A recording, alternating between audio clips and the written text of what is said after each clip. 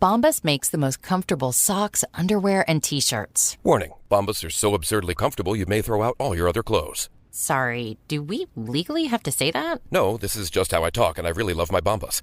They do feel that good. And they do good, too. One item purchased equals one item donated. To feel good and do good, go to bombas.com/ACAST and use code ACAST for 20% off your first purchase. That's BOMBAS.com/ACAST and use code ACAST at checkout. BetterHelp Online Therapy bought this 30-second ad to remind you right now, wherever you are, to unclench your jaw, relax your shoulders, take a deep breath in and out. Feels better, right? That's 15 seconds of self-care. Imagine what you could do with more. Visit BetterHelp.com/randompodcast for 10% off your first month of therapy. No pressure, just help. But for now, just relax. What does the term digital workplace mean to you?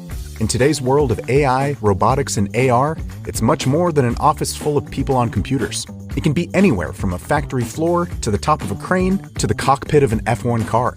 Wherever your digital workplace may be, TeamViewer's mission is to make work better. How? By securely connecting your people with the data, expertise, or insights they need in real time to make work more efficient. By automating and streamlining IT and OT support to fix problems before they happen, to make work more productive. And by bringing all the possibilities of a secure and flexible digital workplace to all your people everywhere to make work more innovative. So discover how TeamViewer can make work better, wherever it happens across your business. Learn more at teamviewer.com/workbetter. Picture this. You're in the garage, hands covered in grease, just finished up tuning your engine with a part you found on eBay. And you realize, you know what? I could also use new brakes. So where do you go next? Back to eBay. And you've got eBay Guaranteed Fit.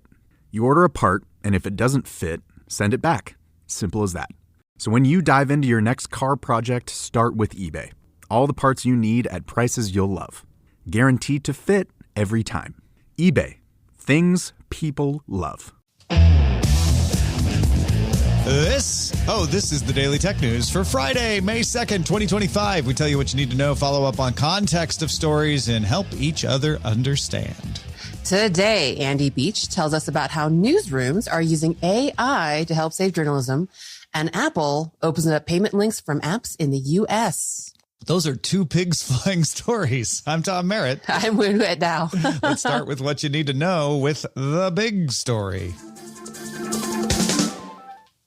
Apple has already complied with a U.S. judge's order to change its App Store guidelines to say, quote, there is no prohibition on an app, including buttons, external links, or other calls to action, and no entitlement is required to do so. In other words, in the U.S., you can put your buttons, your links, or anything to send people off the app to pay somewhere else, and you don't have to give Apple a cut. That's the entitlement. This is the most permissive change to this guideline in the world. There are changes to these kinds of guidelines in Korea, Japan, the EU, and a few other places. All have forced Apple to loosen the restrictions, but usually they let Apple put a big warning screen on or collect fees for linking out, as they do in the European Union. In the U.S., Apple can now do nothing to stop companies from directing users to pay elsewhere. And Spotify was first in line. They were one of the people that complained about it in Europe, and they say Apple has approved the new Spotify update that includes pricing information and external payment links. Patreon also said it had issued an app update that will include external pricing and links out to pay. Companies selling digital goods may still not use an alternate in-app payment system to Apple's. I think that's getting lost in some of the hoopla here, is like you still can't do what Wayfair does and just charge your own thing in the app. You have to send them out to a browser on the phone to do the paying. instead of loading the same exact page in the app. Anyway, because that's Apple's rule, that's what you have to do. If you sell physical things, you can do it all in the app. Physical goods are treated differently by Apple. Apple decides what's a physical good and what's a digital good, and occasionally they change their mind, as they did with Patreon. So there you go. Huyen, it's a brave new world for U.S. app developers, isn't it? It's kind of amazing. I think, as you said, pigs flew, and we were all quite amazed by it. And even it's actually kind of funny because I think on the Android side, we're celebrating because this is just a win for everyone. And it doesn't, it seems like a small thing, but I definitely remember when I worked at Trello, for example, this was years ago, but got in trouble for even intimating that you could pay somewhere else on, I think, the iOS app. I might be misremembering, but I do remember there was a kerfuffle about the copy being wrong. And then App Store review. And so it's been this kind of really strange thing where you just kind of say, you can't pay for it here. and try to make good luck. And so it's crazy, right? And I think this is something that maybe users miss sometimes, why things are so awkward and so annoying sometimes, and there's so much friction. And I talked about a little bit this yesterday with Jason, but but on the Android side, I think we're a little bit jelly. Just because this feels like such a huge leap. And, obviously on the Google side, because I don't know, they played ball a little more. We have better opportunities with third party billing, but we don't have this. So it's kind of amazing how things have been leapfrogging for us in different ways. I don't know. Now everyone's just so Google, your turn. So, which is, probably won't happen unless something like this, obviously the hands are always forced in this kind of thing, but I think it's amazing. I love it. I'm very happy for all my iOS dev friends, but it's amazing. Yeah, I think the difference between yesterday when we were talking about the actual decision and today we have an app. You can go download a Spotify app in the United States, of course, and see it in action. So I still think it's ridiculous that you have to link out to the browser. We're still jumping through hoops that don't need to be jumped through, that you wouldn't do on the desktop, right? Nope. But that's where we are. Right there. And that's the reality that we still live in, and that's the reality we still live in, but it's getting better. Yeah. Yeah. It's a big step forward for sure. Yeah. Well, Apple also reported earnings yesterday, and there are a few notable things from that. The company beat expectations overall. However, services, while still growing and therefore still setting a record every time, since it hasn't dropped, fell short of what analysts had expected. So they're growing, but they're not growing as much as the analysts had thought that they might. So still a record, but that's not good news for a company that is banking its future on services, of course. However, the miss wasn't huge. Apple also saw a decline in sales in China, which was not surprising, but still a problem for the company. Yeah, Apple said it estimates new tariffs in the U.S. are going to add about $900 million to its costs this quarter, which with billions of dollars coming in, it's kind of hard to wrap your head around how much that is. But that's $900 million they wouldn't have to pay if there weren't tariffs. About half the iPhones sold in the U.S. are made in India now, and most of its other products now come from the U.S. or Vietnam. That means they have lower tariffs or none if they're coming from the U.S. than products coming from China. Apple expects it will get a significant number of its chips from within U.S. this year because TSMC's U.S. plants are supplying chips for low-end iPads and watches. Well, DTNS is made possible by you, the listener, thanks to Mike Cortez, Aaron Sturr, Ken Hayes, and Gary Williamson. Picture this. You're in the garage, hands covered in grease, just finished up tuning your engine with a part you found on eBay, and you realize, you know what? I could also use new brakes. So where do you go next? Back to eBay. You can find anything there. It's unreal. Wipers, headlights, even cold air intakes. It's all there. And you've got eBay Guaranteed Fit. You order a part, and if it doesn't fit, send it back. Simple as that. Look, DIY fixes can be major.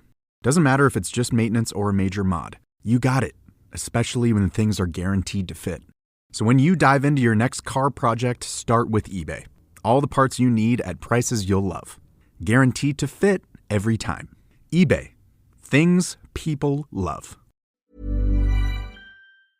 Now at Verizon, we have some big news for your peace of mind. For all our customers, existing and new, we're locking in low prices for 3 years guaranteed on My Plan and My Home. That's future you peace of mind. And everyone can save on a brand new phone on My Plan when you trade in any phone from one of our top brands. That's new phone peace of mind. Because at Verizon, whether you're already a customer or you're just joining us, we got you. Visit Verizon today. Price guarantee applies to then current base monthly rate. Additional terms and conditions apply for all offers.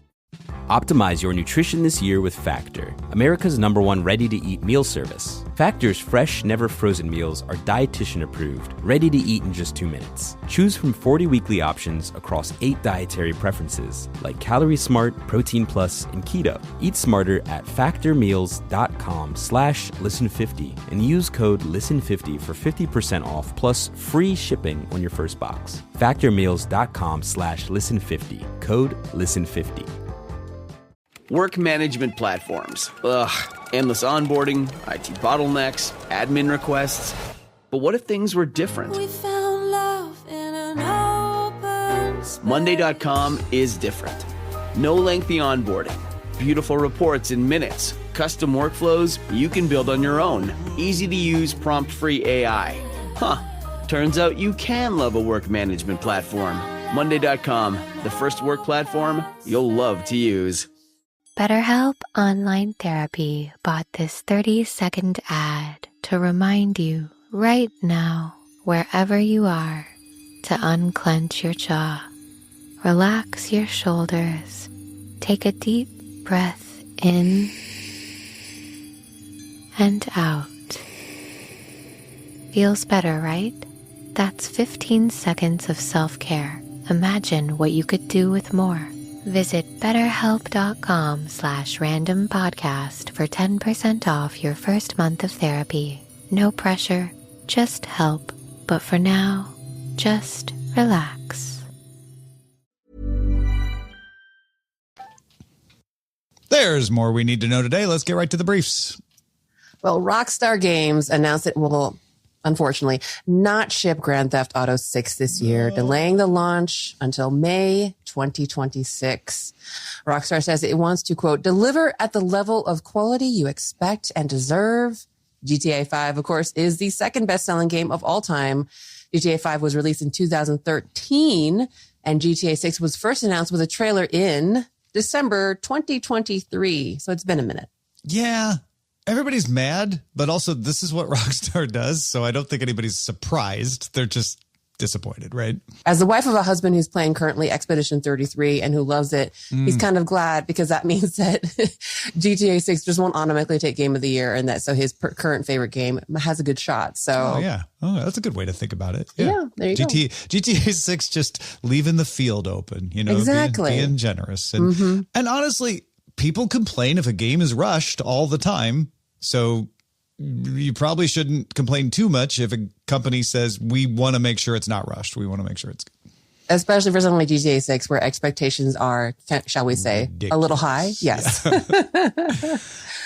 Microsoft is no longer issuing passwords to people who make new Microsoft accounts. You'll get an email. You'll give your email address and get a verification code by email to confirm your identity. Once you've signed in that way, Microsoft will ask you to create a passkey, which will then let you use your device's biometrics to log in. Existing users still have their passwords, but Microsoft will start prompting them to use passkeys as well. The idea is to get as many people as possible using passkeys so the company can eventually phase out password support. And another little tidbit here, Microsoft teased a new Surface device with Copilot Plus coming May 6th. So that would be announced 2 weeks before Microsoft Build. I think you can still force Microsoft to let you use a password in a new account, but they're just making it not obvious how to do that to try to just get people to use passkeys. I like this, like a weird security through obfuscation, but obfuscating what your options are. So you pick what they want you to do. And I think this is good. This is how we get to the passwordless future, and it will only be more secure when there isn't a password that anyone can go and use. So you've got to get to that point, and I guess this is how you get to that point. Well, Epic Games says it will take 0% commission on the first $1 million of revenue generated by games in its app store. After that, the commission goes up to 12%. Epic is also launching something called web shops that game developers can use to offer items for purchase outside of the Apple and Google App Store systems where it is allowed. Both these plans launch in June. Yeah, the commission is clearly a stab at the 30% that Google and Apple take. Like, we're not going to take any for the first million, and then we're only going to take 12%, which is very competitive. That's good. This web shops, though, is really like Apple has to let you go outside the app for payments. You might not have a way to do that you like. Here, let's help you create a way to do that you'll like. I think that's pretty great, too. Just imagine years ago, like, you would never imagine that Epic Games would be, the guiding light, the good guy, let's say, in the situation. And they're just hovering around Apple and Google being like, hey, you want to do the right thing? You want to do the right thing? Well, here's the right thing, buddies. Anyway. Yeah, I don't know if they're doing it in a good, it's almost like a gray hat way because they're so taunting about it. But yeah, I know what you mean. Amazon reported better than expected earnings, but it expects to make less money this quarter than analysts expected due to tariff uncertainty. So they beat the expectations for Q1, but they're already saying like Q2, we're not going to make as much as you even think we're going to make. Few notes from the earnings call worth noting. Amazon's ad business beat estimates, growing 19%. You might not even realize that Amazon has an ad business, but it's now squarely behind Google and Meta in the ad space and the fastest growing of the bunch. However, Amazon Web Services, which is Amazon's shining star, it is the leading cloud provider, missed expectations. Still grew 16.9%, so it's not like it's in trouble, but not growing as fast as people thought it would. Microsoft, however, grew faster than expected in cloud. Google has been making gains as well, so cloud service is getting more competitive. Finally, CEO Andy Jassy said the new improved version of Amazon's voice assistant, what's her name, Plus, has rolled out to 100,000 of the 600 million devices that can run it. So that explains why I haven't got it, because it hasn't rolled out to that many yet. Well, a new soccer video game released Thursday and is worth knowing about since it's getting quite a bit of buzz. Despelote has you play as a young child in Ecuador. It's a fictionalized version of creator Julian Cordero's childhood. You play street soccer, video game soccer, and a few loose matches while the story of Ecuador during the 2002 World Cup qualification takes place around you. The graphics are line drawing style over photos from Ecuador. It's interesting. It's a soccer game, but you're not like playing FIFA. You're not playing teams. You're playing someone's childhood as a soccer lover, and these political events happen in the background that you may or may not notice as you're playing around. It looks really interesting. Yeah, it's like the anti FIFA because it's not a team level. It's very personal, and it's not pro. You're not a superstar. You're just someone who loves soccer. And I think like the review on our Aftermath, that site, kind of it has loose and meandering more of a feeling than a narrative. So as the kids say, it's more of a vibe, but maybe and I like that so much because rather than being some of like this very concrete thing like FIFA being a game, it's literally like kind of like going back to childhood. And as you said, like, the adults are having conversations around you, and like it tries to capture it. It seems like it's trying to capture that feeling, which I think is kind of delightful, especially again, since you think soccer video game, you think, how can you not think but FIFA? Yeah, but it seems really cool. I'm going to play a bunch of matches and I'm going to be messy and blah, blah, blah, blah, blah. And that's this is more like Last of Us, right? It's like a narrative style game. Yeah. Just with soccer as the topic instead of, zombies. Let's round up a few trade-oriented stories for you. China's BYD and Chery have been selling more plug-in hybrids in the European Union after the region instituted its own tariffs on EVs there in July last year. Temu says it will stop selling goods coming directly from China to customers of its U.S. store. That's pretty much been Temu's whole business, is drop shipping things directly from China. Instead, orders will be fulfilled from within the U.S. And China issued an exemption for imports of some chips coming from the U.S. that are needed to build cars in China. You heard that right. China issued the exemption for imports of chips from the U.S. These are needed for automotive stuff. All right, and a couple of AI tidbits for you. Kakao has launched the first multimodal large language model in Korea, capable of handling text, voice, and images simultaneously. And Kanana includes speech emotion recognition and analyzes nonverbal cues like intonation and voice patterns. It can understand regional dialects in Korea and translate them to standard Korean. And Google's Notebook LM apps for Android and iOS now have App Store listings, indicating they will launch on May 20th, the first day of Google I.O. Notebook LM is the one that does note summaries, including one option to have them read by fake podcast-like voices. That's right, Huyen. Yes, Jason. We're going to take a deep dive into that. No, we're not. That's just, I can't even do the Notebook LM voices anymore. It's, I'm just too human. Are you excited for Kanana? Kanana? Kanana? Yeah. Maybe I can learn some Busan Saturi if I can go use the dialect translation. Is Saturi the word for dialect in Korean? Nice. Yeah.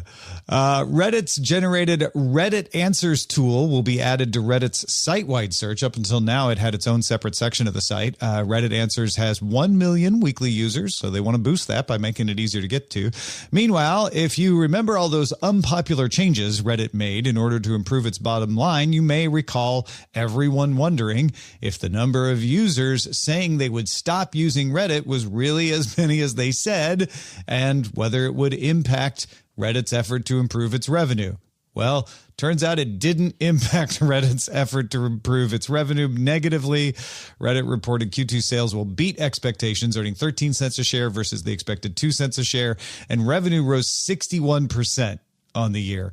Global daily active unique users, though, you're like, yeah, they raised all the money, but do they have more users? They do. 31%, up 31% on the year. So all you folks who said you were going to stop using Reddit, either there weren't very many of you or you lied.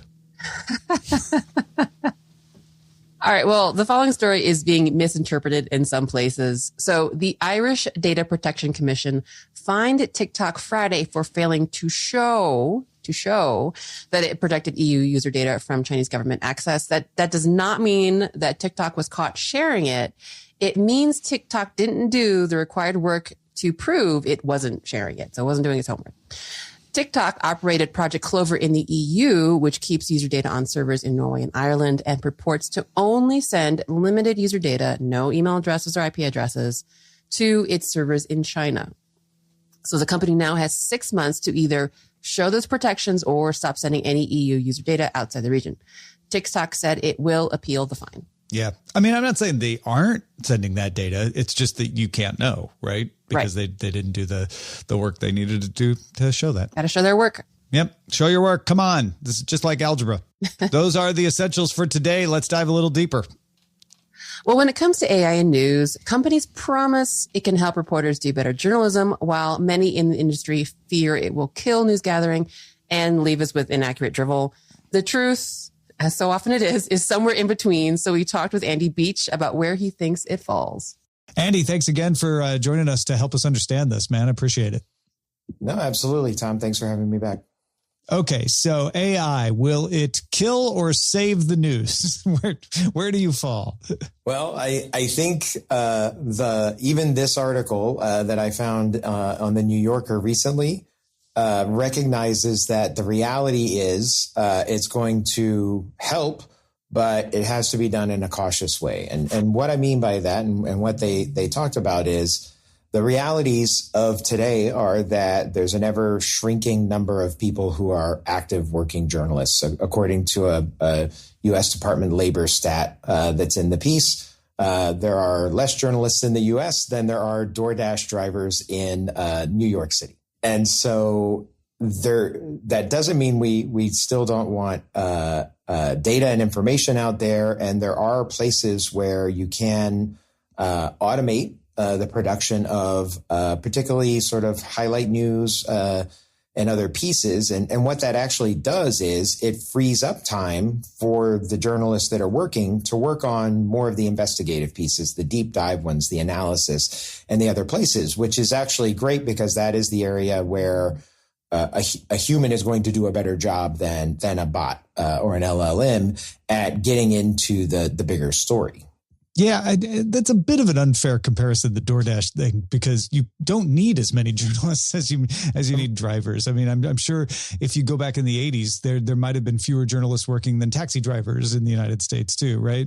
But 100%. But the point, if you just use it for scale, like, hey, there's not as many journalists, you could take it as, oh, we've dropped the number of journalists. But what you're saying is, even if we've dropped the number of journalists that can afford to be paid by large organizations, they can do more with these tools. How does that work? Yeah, absolutely. And I think where they look at it is it's assisting and helping with simple things that I know I've heard you talk about on pieces before, like copy, style guide, grammar checks, other pieces. It's also a research tool. Now, this starts to get into the area where there's a lot of caution, which is there needs to still be checks in place, and we need transparency into the data sources that are being pulled from in research, so that we know we're not getting hallucinations, we're not getting false or inaccurate information, or we're not getting compromised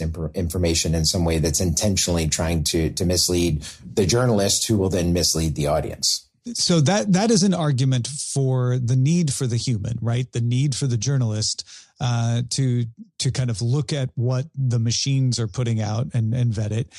That starts to sound a little bit, though, like what an editor does. A human journalist doesn't just publish their work straight into whatever medium they're publishing in. There's always somebody who looks it over. It's a producer or an editor or somebody like that.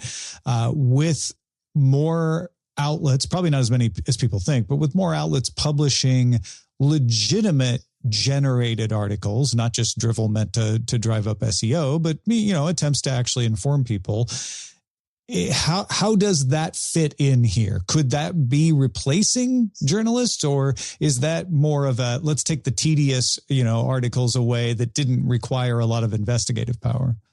Yeah, so I think the roles of the journalists change, but they don't go away. But they are allowed to. They effectively all have a lot of assistance. And you're right; it does sound like maybe an editor or editorial in other parts of the industry.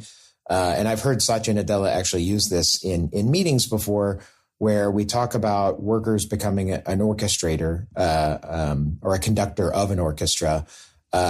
Of many agents and many different AI pieces to do their work. So you're offloading pieces of it, but you have to be there to ultimately pull it together. And the thing that the journalist now gets to focus on is finding and culling and carving out the pieces that are important to the audience, based on effectively the human algorithm, not an AI algorithm. Yeah. And I think the generative models may get good enough to do this at some point, but I feel like they're a little far away from being able to have the nuance and understanding that people have. And I think people see that. So article to article, I could buy the argument that, well, the human article is always going to be more valuable, and therefore it will get more attention and get more pickup in the long run. But if people aren't reading the articles at all, what happens then, right? So that's the other part, is the journalist isn't the only one using these tools. The readers are too, and often they're saying, like, can you just tell me what's in this article in a paragraph? Yeah, absolutely. And they definitely go into a little bit of that here as well, and acknowledge that, the other side of this is true. Not only people creating content are going to be using it, people consuming it are going to be using it to both summarize and aggregate the broader pieces. But again, I think that assistance is going to help you dive in. You never would have been able to read all the content that was being published before, and you never did, but now you can sort of skim across it much greater. This is similar to what happened when, the internet became obviously so big and so popular and became a publishing tool. The scope of where we got our data expanded, but it meant that we were a little more shallow. We weren't as deep into the wells as we were. This allows us to get that broad view, but then find the moments and places we as readers want to dive in and understand and explore in depth. It would be great if these tools could actually judge reliability. Because I think one of the problems we face now is there are too many sources out there. Right. Some are citizen journalists who are of varying levels of reliability, some very reliable, some not reliable at all. And then you have access to every publication on earth now in a way that you never did before. So being able to say, well, where should I read to be well informed would be good. I wonder, this is not in the scope of the article that you were talking about, but I wonder if there's a role for tools to be able to reliably tell us the valuable reporting that's out there. I think there absolutely is. And again, you said it earlier, it's not something that's necessarily there yet. But I think as these types of tools continue to evolve and mature, that is likely one of the other roles an agent will have, is sort of providing the Rotten Tomatoes score effectively of this content. And that's probably some sort of aggregate of. Ever wonder what your lashes are destined for? The cards have spoken. Maybelline New York Mascara does it all. Whether you crave fully fan lashes with Lash Sensational, big, bold volume from the Colossal, a dramatic lift with Falsies Lash Lift, or natural-looking volume from Great Lash, your perfect lash future awaits. Manifest your best mascara today. Shop Maybelline New York and discover your lash destiny. Shop now at Walmart. Optimize your nutrition this year with Factor, America's #1 ready-to-eat meal service. Factor's fresh, never frozen meals are dietitian approved, ready to eat in just 2 minutes. Choose from 40 weekly options across 8 dietary preferences like Calorie Smart, Protein Plus, and Keto. Eat smarter at factormeals.com/listen50 and use code listen50 for 50% off plus free shipping on your first box. Factormeals.com/listen50, code listen50. Opinions and feedback, and but it's also a little bit of a fingerprint of the quality of the content that you see and the sourcing and the that you get from it. All right. There was one. Yeah, go ahead. There was one quote before we jump off of it that was in here that I wanted to call out that I thought was very valuable. It seems to me that AI could improve the news if it doesn't destroy it in the process. So this is Josh, the writer, acknowledging that it's early days, and this is not a thing we're going to stop talking about anytime soon. We haven't solved it, but we're exploring and we're heading in the right direction to see what works, and we're going to find out also what doesn't work. That's what I was going to ask you, is where on that scale do you fall? If you had to place your chips, is it on the destroy or the improve? It will ultimately improve it. And I actually wrote about this in one of my own pieces recently, that this is exactly the right kind of movement. This is effectively interventionist behavior, where we are trying the pieces out, but we're not going to continue to use them. We will iterate, and we will find the editors behind these publications are going to update and alter the workflows over time as they find the pieces that get them the quality that they want, but the automation and the repurposing that they need in order to make it valuable. Speaking of your stuff, where can folks find your human sourced writings? My human source, but AI assisted writing can be found over at abeach.substack.com. Andy, thanks so much, man. I appreciate it. Thanks, Tom. We love to hear from the people who support the show because we make it for you. So if you have a few minutes, could you please fill out our annual DTNS survey? Let us know about the DTNS family of shows, what you think is working for you, what might not be. It's fun to do because there are questions about pie, and it really helps us shape the show. So go take it right now if you can. dailytechnewsshow.com/survey. We end every episode of DTNS with some shared wisdom. Today, Matt is helping us understand. Yeah, Matt writes, I really enjoyed your recent discussion about identity management on DTNS 5009. Your points got me thinking about some existing solutions that might address the concerns you raised. Did you know that login.gov already uses OpenID Connect built on OAuth 2.0? They've implemented it following the iGov profile standard, which is pretty much what you described, a standardized privacy-preserving identity system that's already serving government services. I I've been working in this space as a software engineer at AWS, working with identity in Amazon Just Walk Out stores for the past couple of years. From my perspective, the challenge isn't so much technical as it is about trust. Many companies hesitate to rely on external identity providers beyond giants like Google or Microsoft, even when the underlying technical standards are robust and secure. Everyone only trusts themselves, and there's not an external identity provider that is happy. This keeps us in kind of a forever lock until someone makes a move. And I think government, but that might take a second with the current topic. But yeah, I think what he's saying is, current conditions aside, if the government were to push login.gov as a solution to all kinds of logging in, then that might get companies to sign on. But I bet it would make a lot of people not want to use it because it's the government. So you got that conundrum there. Yeah, it seems like there's like a huge theme a lot of times with all these kind of different stories where it's all, and as Matt aptly said, it's not about like the robustness and the actual standards and implementation. It's just about people and trust and who you are willing to trust to do what they say they are going to do. Which, yeah, that's why I think it has to be an external provider that only does that, so that there's less of a perception that like, well, they're just trying to get me to use it because they're going to do what, blah, blah, blah. But then it's harder to get the companies on board when that's the case. Yeah, because again, they probably only trust themselves. Yep, only trust themselves. That's it. Yeah. All right. Well, what are you thinking about? Do you have some insight into a story? Please share it with us. feedback@dailytechnewsshow.com.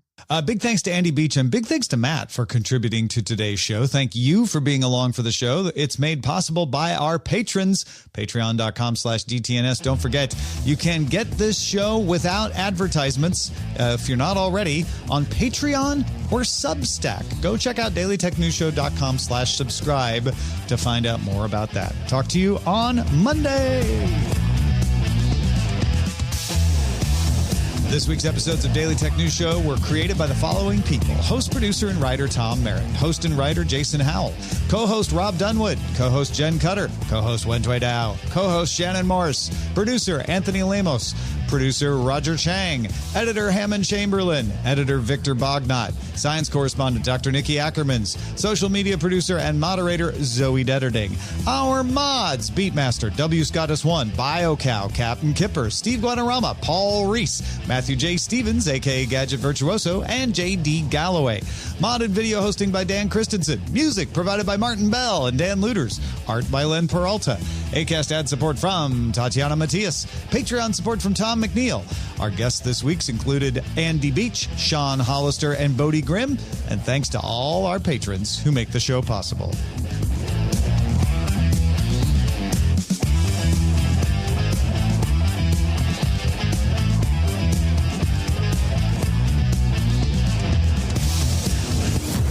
This show is part of the Frog Pants Network.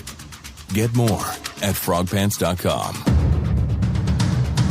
Diamond Club hopes you have enjoyed this program. Now at Verizon, we have some big news for your peace of mind. For all our customers, existing and new, we're locking in low prices for 3 years guaranteed on My Plan and My Home. That's future you peace of mind. And everyone can save on a brand new phone on My Plan when you trade in any phone from one of our top brands. That's new phone peace of mind. Because at Verizon, whether you're already a customer or you're just joining us, we got you. Visit Verizon today. Price guarantee applies to then current base monthly rate. Additional terms and conditions apply for all offers. If you're a lineman in charge of keeping the lights on, Grainger understands that you go to great lengths and sometimes heights to ensure the power is always flowing. Which is why you can count on Grainger for professional-grade products and next-day delivery, so you have everything you need to get the job done. Call 1-800-GRAINGER, click Grainger.com, or just stop by. Grainger, for the ones who get it done.